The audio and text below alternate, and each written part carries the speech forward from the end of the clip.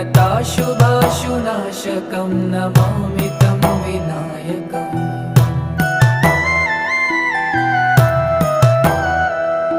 न तेतरातिभीकरं नवोदितार्कभास्वरं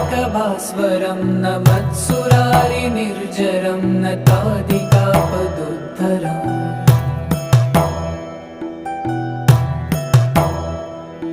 सुरेश्वरं निधीश्वरं गजेश्वरं गणेश्वरं महेश्वरं तमाश्रये परात्परं निरन्तरम्